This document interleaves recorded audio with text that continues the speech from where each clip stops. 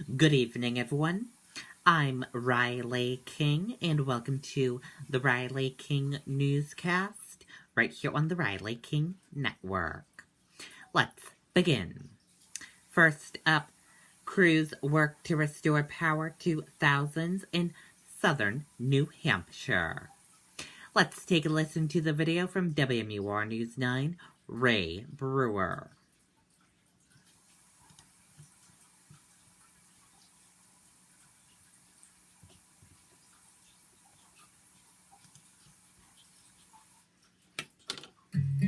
This therapy at Memorial Hospital.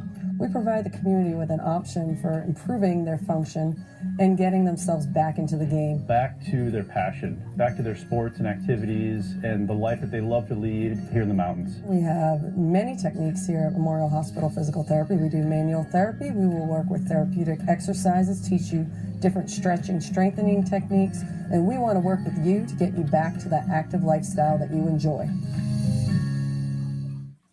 Friday morning, outside Paul Burke's house, a welcome sight. Utility and tree crews. Burke lost power around midnight on Wednesday. Been cold. Burke was one of the lucky ones.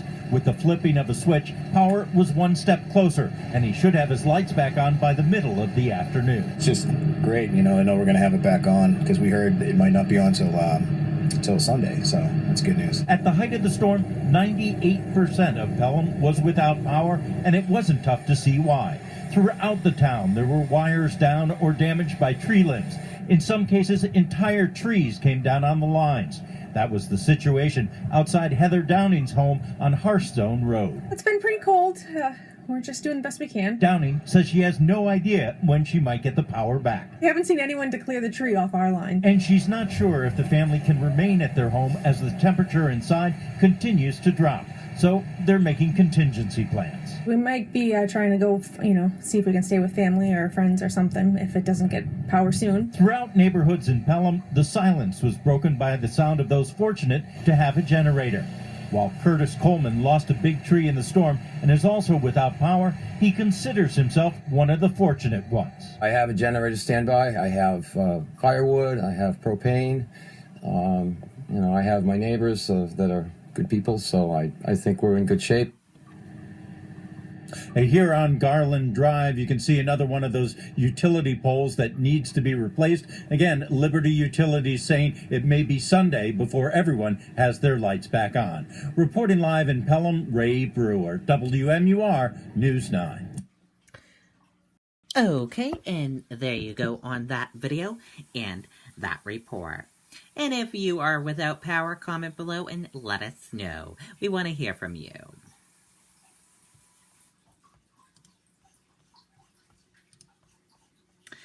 Eversource, substantial complete power restoration by Saturday evening.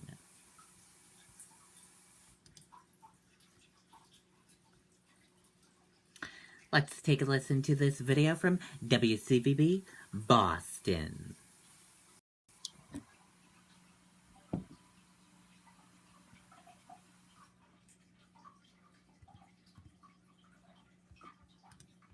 More than 60% of homes here in Andover remain without power, and still plenty of areas that still have damage, including this tree hanging on this power line. Neighbors tell me they still have not seen power crews here to fix this. That is because the power company is attacking main roads and prioritizing hospitals, schools, and senior centers. But National Grid says that it has restored power to 40,000 customers overnight in the Merrimack Valley, bringing back 10 of 14 substations, and they're halfway done fixing the big transmission lines as well. The National Grid says that it's been working with state and local government to prioritize this critical work, but for homeowners, really no timeline. It could be days. Andover police said this morning that National Grid will not commit to any restoration times at the moment. Back out live right now, National Grid says that it is flying a helicopter to better assess this damage, and it is reminding people to never drive under or go near these downed wires.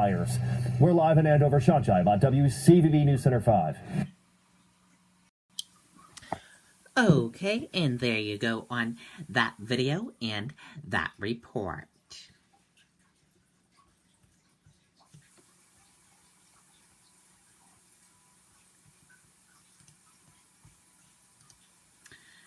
Third robbery assault suspect arrested in Westbrook.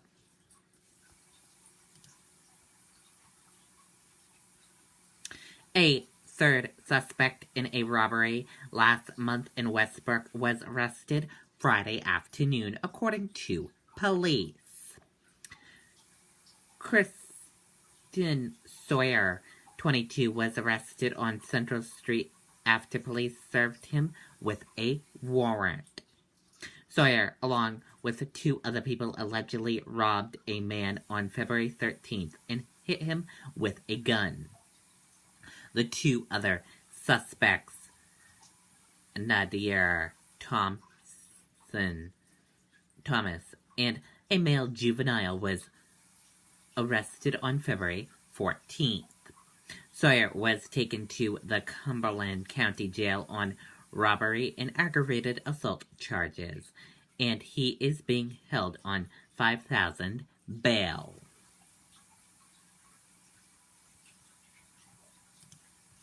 And now let's take a look and see how your stock market closed for this Friday evening.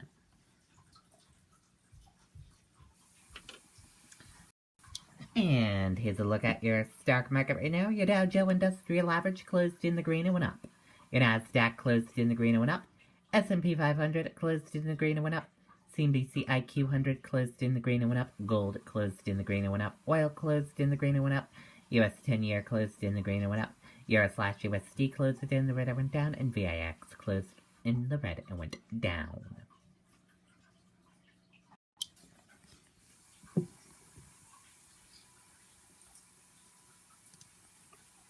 Nasdaq closes at record. Dow rallies more than 400 points after jobs report.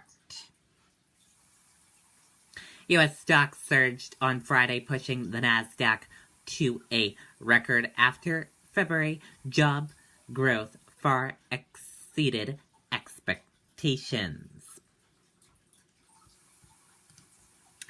Florida governor signs gun bill that allows some armed teachers.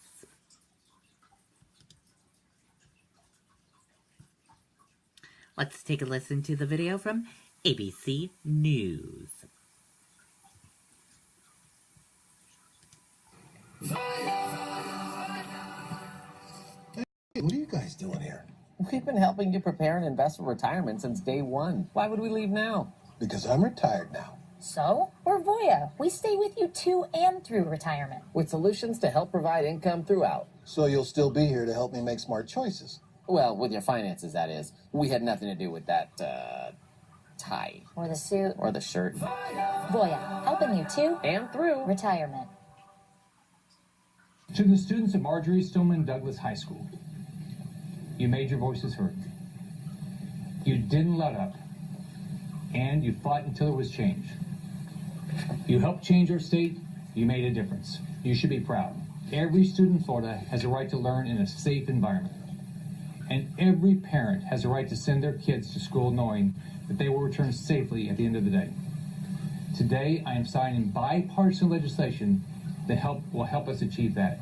I want to thank everybody standing up here because everybody up here had an impact on getting this historic legislation passed. Now let's sign it.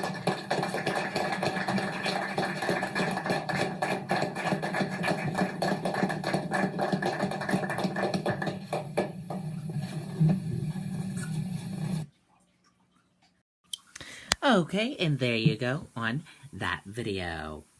And also, nearly a month after 17 people were killed in a horrific Florida school shooting, the state's Governor Rick Scott signed a gun safety bill Friday that raised the minimum age to buy a gun, but also allows some teachers to be armed.